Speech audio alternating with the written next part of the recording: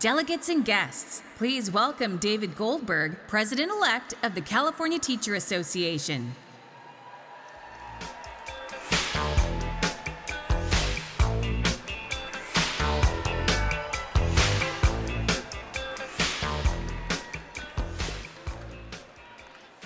Good morning, folks. How y'all doing?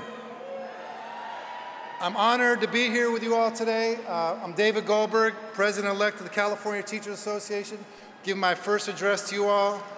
It's special for me because I've lived my whole life about 3 miles from where we stand right now. But my path to this podium has really taken me a lifetime. You see, the year before I was born, my grandmother went on strike for 4 weeks to help found my union, UTLA. The courts threw out that settlement because in those days, in the 70s, it was illegal for educators to strike. The year I was born, my mother and others in my community began an affordable community child care center.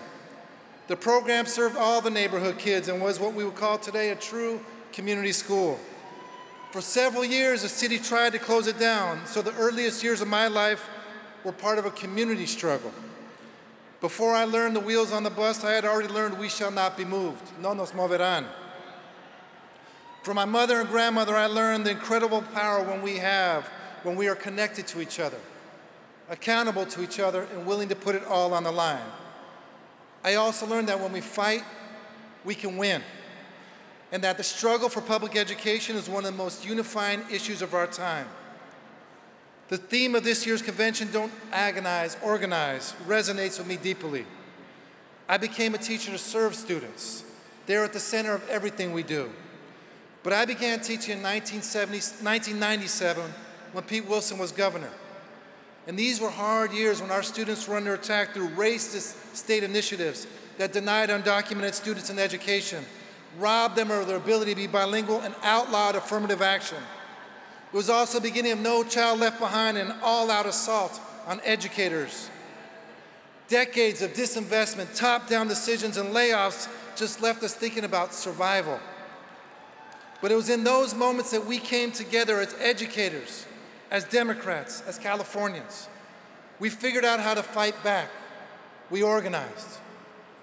And while today we have a Democratic governor and a legislature who prioritizes public education, we also live in a moment where right-wing extremists seek to weaponize and vilify it. They're talking about banning books all across this nation and saying they want to protect students. If you want to protect students, why don't you ban assault rifles? That's what's killing us. It ain't books. It ain't kids wanting to learn about ethnic studies and about their identity.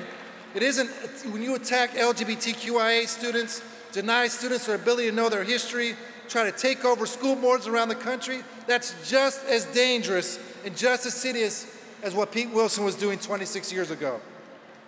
That's why at CTA we don't agonize, we organize. We're lucky to be part of a union. It's a gift to us to fight over salary and health care. But we're public sector unions. And that means we're able to fight around much more as well. And that's why our members in LA, Oakland, Richmond, Jurupa, San Diego, and locals across the state have won historic contracts by bargaining not just for salary and benefits, but for the common good. Fighting for community schools that put democratic decision-making at the center, racial justice at the center, and the needs of our students at the center of our work. We need community schools, not more of this privatization. Winning the schools, communities, and state we all deserve will take all of us working together. And we in CTA, we take seriously our role in standing side by side with you all and the Democratic Party to make that happen.